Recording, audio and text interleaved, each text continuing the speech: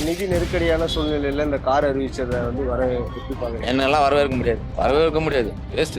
234 MLA 150 எம்எல்ஏக்கு car இருக்கு. எல்லாருமே கோடீஸ்வரங்க. அவங்களுக்கு எதுக்கு காரு? கார் விட்டு பைசா இது அரசியல் பண்ண வந்தாங்களா இல்ல அரசியல் பைசால சொகுசு வாழ்க்கை பண்ண வந்தாங்களான்னு தெரியல. இல்லாதவங்களுக்காக கொடுக்கப்பட்டது. இது இல்லாதவங்க மட்டும்தான் பயன்படுத்தணும். அப்போ கார் வரும், அது வரும், சொகுசு வாழ்க்கை வரும்னா நீங்க சட்டசபைக்கு வரீங்க. போன தடவை ஆட்சியில் இருந்தவங்க கொடுக்காதீங்க. அவங்க எல்லாம் நல்லா சம்பாதிச்சாச்சு. ஃபைல் ஏன் டேபிள்ல இருக்குங்கிறாரு. அப்புறம் டேபிள்ல இருக்கிற ஃபைல் வச்சிருக்கிறவங்களும் எதுக்கு காரு? காமராஜர் நடந்து போனாரு. இன்னும் சைக்கிள்ல போறாங்க. கேரளால நிறைய பேரு சைக்கிள்ல வரட்டும், பஸ்ல வரட்டும். போக்குவரத்து துறை அதுக்கு தானே இருக்கு.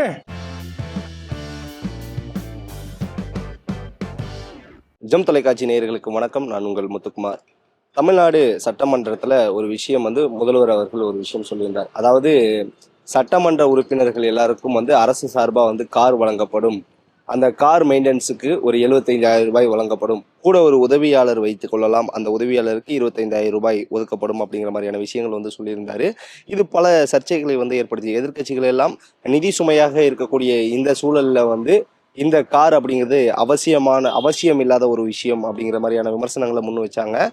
இதை பத்தி மக்களுடைய கருத்து என்ன, மக்கள் இதை பத்தி என்ன நினைக்கிறாங்க அப்படிங்கிறத விரிவா இந்த காணொலியில் பார்ப்போம். வீடியோவை ஸ்கிப் பண்ணாம பாருங்க. சார், இப்ப சட்டமன்ற உறுப்பினர்கள்லாம் அரசு சார்பா வந்து கார் தர போறோம் அப்படிங்கிற மாதிரி சொல்லியிருக்காரு முதலமைச்சர் திரு ஜோசப் விஜய் அவர்கள். அதை பத்தி என்ன நினைக்கிறீங்க?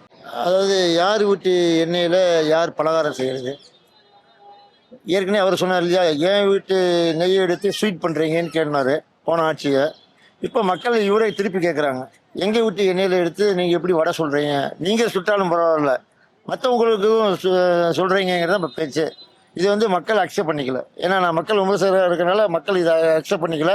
ஏன்னா இதுக்கு முன்னாடி இருந்தவங்க வந்து மக்கள் எதிர்பார்த்து என்னென்னா சொகுசாக இருக்கணும்னு ஆசைப்பட்டு சொகுசாக வாழ்ந்தாங்க. இப்போ இவங்க யங்ஸ்டர் தானே. பஸ்ஸில் இப்போ நாங்கள் எப்படி பஸ்ஸை ஓட்ட போட்டுட்டு நாங்கள் பஸ்ஸில் போகிறோம். எம்எல்ஏலாம் நின்று எம்எல்ஏலாம் ஏழைப்பட்டவங்களாம் நின்னாங்க. இருக்கப்பட்டவங்க தானே நின்னா. ஒரு கவுன்சிலருக்கு எவ்வளோ லஞ்சம் கொடுத்து வாங்குறீங்க? லஞ்சம் இல்லாமல் அவர் கொடுத்துட்டாரு. ஆனால் லஞ்சம்லாம் ஒழிஞ்சிருச்சு. எங்க ஒழிஞ்சிச்சுன்னு சொன்னாங்க. யார் சொன்னது? அவர் நேரம் வந்து பார்த்தாராமா லஞ்சம் ஒழிஞ்சிச்சுன்னு. எங்க மாமனார் செத்துட்டார். ஹாஸ்பிட்டல் எவ்வளவு குத்து எடுத்துன்னு தெரியுமா? ஒரு போஸ்ட்மார்ட்டத்துக்கு கம்பல்சரி 1,500 ரூபா கேட்குறாங்க. போஸ்ட்மார்ட்டம் பண்ணாம கட்டி எடுத்துன்னு போறதுக்கு. லஞ்சம் வச்சுன்னு அவர் எப்படி சொல்லுவாரு? நான் கொடுத்தவன் நானாச்சே. ஒரு கையெழுத்துக்கு 100 ரூபாய் கேட்குறாங்க ஹாஸ்பிட்டல்ல. லஞ்சம் வச்சுன்னு எப்படி சொல்லுவீங்க? அது வந்து வேஸ்ட். இது 2,500 ரூபா ஆச்சு அறிவிச்சுன்னா நல்லா இருந்திருக்கும். கரண்ட் பில் குறைச்சா நல்லா இருக்கும். அண்ணன் எடப்பாடி அரசு இருந்ததுன்னா இது வரைக்கும் வந்து 2,500 அறிவிச்சிருப்பாரு, 10,000 ரூபாய் அறிவிச்சிருப்பாரு, விவசாய கடன்லாம் எல்லாமே ரத்து பண்ணிருப்பாரு. அதே மாதிரி திமுக ஆட்சி இருந்தாலும் 2,500 ரூபாய் அறிவிச்சிருப்பாங்க. கரண்ட் பில் கரெக்டாக இருந்திருக்கும். ஆனால் 2வது விவசாய கடன்லாம் எல்லாமே ரத்து பண்ணியிருப்பாங்க. இதுக்கு முன்னால் இருந்த எம்ஜிஆர் காலத்தில் வந்து கார்லாம் கிடையாது யாருக்குமே. அவங்க எல்லாரும் என்ன பண்ணுவாங்கன்னா, ஊர்லேருந்து ட்ரெயினில் பிடிச்சி எக்மோர் வருவாங்க. எக்மோர்லேருந்து எம்எல்ஏ ஹாஸ்டலுக்கு ஆட்டோவில் போவாங்க. அப்புறம் எம்எல்ஏ ஹாஸ்டலில் பஸ் நிற்கும். அந்த பஸ்ஸில் அப்படியே தலைமைச் செயலகம் போயிடுவாங்க. திருப்பி ஈவினிங் தலைமைச் செயலகத்து பஸ்ஸில் கிளம்பி இதுக்கு வரும், எம்எல்ஏ ஹாஸ்டல் வரும். எம்எல்ஏ ஹாஸ்டலில் வந்துட்டு எத்தனை நாள் இங்கே ப்ரோக்ராம் இருக்கோ அதை முடிச்சுட்டு அப்படியே ட்ரெயினை பிடிச்சி ஊருக்கு போயிடுவாங்க. மினிஸ்டருக்கு மட்டும்தான் கார் உண்டு.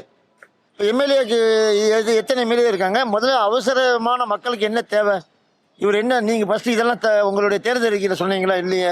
முதல்ல மக்களுக்கு என்ன வேணுமோ அதை செய்யணும் முதலமைச்சர். யாருக்கிட்டப்பா கார் இல்லாமல் இருக்குது? யார் ஏழைங்க? அவங்களுக்கு அவ்வளோ பெரிய ஆடம்பரம்லாம் தேவையே இல்லை. அந்த காசை வச்சு வேற ஏதாச்சும் மருத்துவத்துக்கோ கல்விக்கோ இல்லை நதிநீர் இனிப்பு இந்த மாதிரி குடி தண்ணீருக்கோ ரோடு வசதிக்கோ செஞ்சால் நல்லா இருக்குன்னு தோணுது. நல்ல அறிவிப்பு தான் இது. புரோட்டோக்கால் அவர் மொத்தமாக எல்லாருக்கும் எனக்கு கொடுக்கல உனக்கு கொடுக்கல நாளைக்கு கேள்வி கேட்கக்கூடாதுன்றது மொத்தமாக கொடுத்துருக்காரு. ஆனால் வந்து எவ்வளோ ஏழை எம்எல்ஏக்கள் இருக்காங்க. ஏன்னா அவர் கையை காட்டினவங்கலாம் எம்எல்ஏ ஆகிட்டாங்க. அவங்க எல்லா தொகுதிக்கும் போய் மக்களுடைய குறைகளை கேட்கணும்.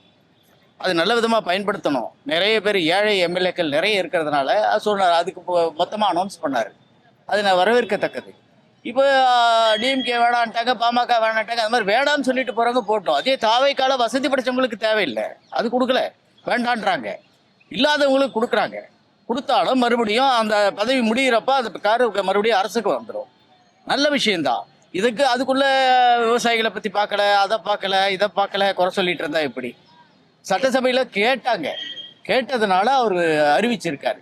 இதே தாவேக்கால எல்லாருமே கார் வாங்க போறதில்ல. அது சிறப்பாக நடத்தணுன்ற ஒரு நோக்கத்தில் தான் அவர் கொடுக்குறாரு. தாவேக்காலுக்கு ஒரு வேலை கிடைக்குது இல்லை, வேலை வாய்ப்பு தானே, அது தப்பு இல்லையே, அது ஒரு அடிஷனல் வேலை வாய்ப்பு. எவ்வளவோ ஸ்கூலில் வந்து கூரை இல்லாமல் இருக்குது, படிக்க பசங்க கட்டணம் இல்லாமல் இருக்குது. அதுக்கெல்லாம் செலவழிக்கிறத விட்டுட்டு ஏற்கனவே கார் இருக்கிறவங்களுக்கு எதுக்கு கொடுக்கணும்? 234 எம்எல்ஏ 150 எம்எல்ஏக்கு கார் இருக்குது. எல்லாருமே கோடீஸ்வரங்க, அவங்களுக்கு எதுக்கு காரு? இந்த செலவு நாட்டுக்கு தேவையா? அவங்க சமூக சேவை தானே பண்ண வந்தாங்க அரசியலுக்கு.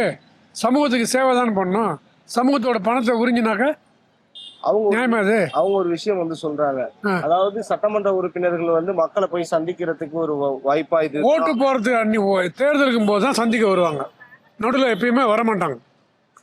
இது எல்லா ஊர்லயும் நடக்கிறது தான். இல்ல இதை மாற்ற போறோம்னா ஏன்னா அவங்க வந்து ரொம்ப வந்து நிறைய வேலை பலுனால வர முடியல, மக்களை பார்க்க முடியல. நாங்கள் வந்து இருக்கிற நிர்வாகத்தை வச்சு நாங்கள் பண்ணிக்கிட்டு இருக்கோம், எல்லாம் எங்களால் சந்திக்க முடியல மக்களை தான் சொல்லுவாங்களே தவிர, நல்ல சொந்த கார் வச்சுக்கிட்டு ஊருக்குற சுற்றி எல்லாம் பண்ணுவாங்க. மக்களுக்கு ஒன்றுமே நடக்காது. ஓகே. இப்ப நான் கடன்ல இருக்கு, தமிழ்நாடே கடன்ல இருக்குன்னு சொல்றாங்க. அவ இந்த நேரத்துல வந்து சட்டமன்ற உறுப்பினர்களுக்கு இந்த கார் அப்படிங்கிறது அவசியம் நினைக்கிறேன். அவசியம் இல்லை. கடை இருக்கும்போது டைம்ல எதுக்கு கார் கொடுக்கணும்? அவங்ககிட்ட கார் இல்லையா? ஒரு எம்எல்ஏக்கு மாதம் சம்பளம் உண்டு, ஒரு வருஷத்துக்கு என்னது காசு உண்டு அவங்களுக்கு. தமிழ்நாடு கவர்மெண்ட் கொடுக்குது காசு, ஃபண்டு கொடுக்குறாங்களே. ஒரு எம்எல்ஏங்களுக்கு ஒரு வருஷத்துக்கு எவ்வளோ ஃபண்டு கொடுக்குறாங்க. அந்த ஃபண்டுலேயே அவங்க வாங்கலாமே, அந்த சம்பளத்தில் வாங்கலாமே. சம்பளத்தில் என்ன எவ்வளோ 1 லட்ச ரூபா 1.5 லட்ச ரூபா சம்பளம் இருக்குது. அதில் ஒரு 50,000 வாங்கலாமே இனோவா காரு. இதில் வேற யுனோவா கார் வேணும், ஆடி வேணும். யார் வீட்டு பைசாவையா இது? இல்லை யார் வீட்டு பைசா அரசியல் பண்ண வந்தாங்களா, இல்லை அரசியல் பைசால சொகுசு வாழ்க்கை பண்ண வந்தாங்களான்னு தெரியல. இது வந்து கண்டிக்கத்தக்கது. முதல்ல யங்ஸ்டர் தானே அவங்க. நீ முதல்ல மக்களுக்கு சேவை செய்கிறேன்னு சொல்லி தானே வந்தீங்க. உங்களுக்கு மாதம் 1 லட்ச ரூபா கிட்ட சம்பளம் வருது இல்லை, அப்புறம் அலோன்ஸ் கொடுக்குறாங்கல்ல, நீங்கள் பஸ்ஸில் போங்க.